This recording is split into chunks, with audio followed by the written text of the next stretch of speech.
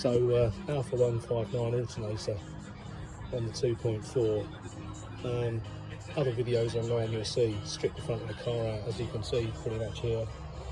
A wheel arch underneath, the pulleys will have to come out, the belts. Contrary to other videos, the one thing I found doing this job is that there's no need to remove the top engine mounts at all to do it, and there's no need to remove the turbo either, as some people have sort of specified. It's pretty straightforward without touching any of that. On mine, the big alternator bolt down there, you can probably just about see it when I'm pointing my spanner, came out towards the chassis. So like others, I just cut that off with a hacksaw, a long handled hacksaw down from the top here, minding all of these pipes and bits and pieces in the way. Takes no more than a few minutes to cut that off with a good sharp blade, and then insert the bolt from the other side, which is again quite straightforward. What I did there was use a couple of 3/8 extension bars and a wobbly socket on the end, take the bolt to the end of it and just fed it straight through the back. There's no need to remove the turbo manifold or any of that stuff. It's helpful to put the top bolt in the alternator first to help the bottom bolt line up, I found.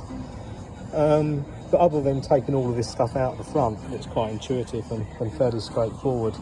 The next challenge is the stretch belt, fitting that. Again, there's no need to remove the bolts on the air conditioning compressor. What I used was a 31 spline, I think it's a 31 spline alternator pulley tool in a ratcheting spanner. Just simply insert that, pop the front cover off the alternator.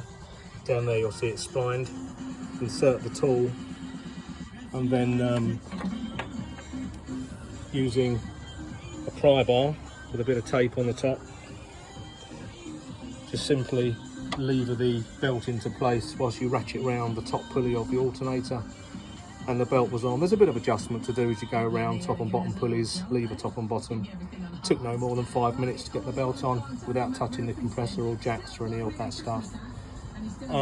But otherwise, everything else is quite straightforward, other than moving all of the bumper out of the way, obviously the power steering reservoir and all of the connectors and cables and air boxes and so on and so forth, which is straightforward if you're handy with a spanner.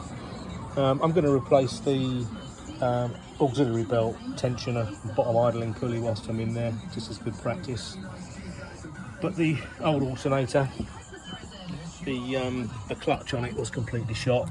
It won't spin in either direction if you hold the pulleys inside. It's completely seized, the bearings not running true.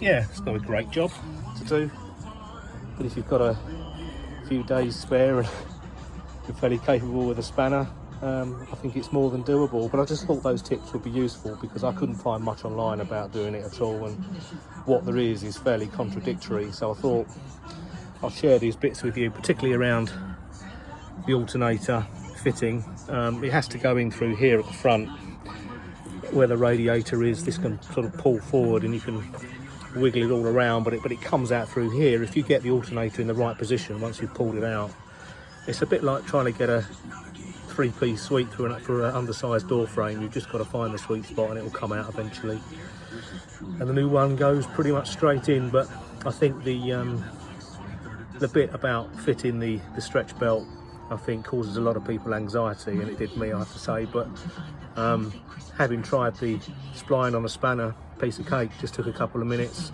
No need to jack the engine up or lower it down to do this job, just straight in and out. Just taking stuff out of the way sort of steadily as you go and remembering what goes back where. I think a good tip with any of this is take plenty of photographs before you start. There's a lot of connectors that have to come off and bolts and bits and pieces, but it's quite intuitive putting it back together. Anyway, that's the alternator in the 2.4. Yeah, good luck.